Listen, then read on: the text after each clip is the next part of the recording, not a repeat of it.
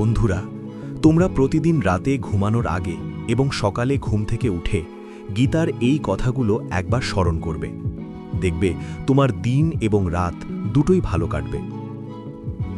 একদিন কুরুক্ষেত্রের যুদ্ধক্ষেত্রে অর্জুন ভেঙে পড়েছিল। নিজের স্বজন, গুরু, আত্মীয়দের সামনে দেখে তার হাত কাঁপছিল। ধনুক নিচে রেখে সে বলল, আমি যুদ্ধ করব না।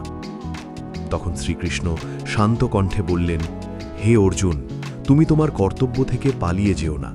জীবন মানেই সংগ্রাম। ফলের চিন্তা করো না, শুধু সৎ কর্ম করে যাও।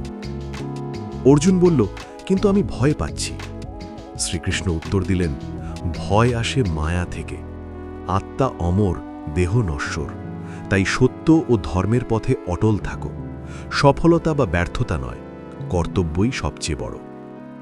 এই শিক্ষা আমাদেরও বলে দেয় বা শিখিয়ে দেয়, জীবনে যতই কঠিন পরিস্থিতিই আসুক, ভেঙে পড়ো না, নিজের দায়িত্ব পালন করে যাও, সৎ পথে থেকো, আর ফল ঈশ্বরের হাতে ছেড়ে দাও। এটাই গীতার শিক্ষা।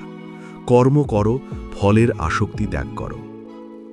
বন্ধুরা, প্রতিদিন এই ধরনের শিক্ষামূলক, প্রেরণামূলক ভিডিও দেখার জন্য আমার এই চ্যানেলটিকে অবশ্যই সাবস্ক্রাইব করে রেখো। আর ভিডিওগুলো যদি তোমাদের ভালো লাগে তাহলে ভিডিওতে লাইক করে দিও এবং অন্যান্যদের সাথে শেয়ার করো, কেমন? আর জয় শ্রীকৃষ্ণ লিখে তোমাদের মতামত কমেন্ট করে জানাবে। জয় শ্রীকৃষ্ণ।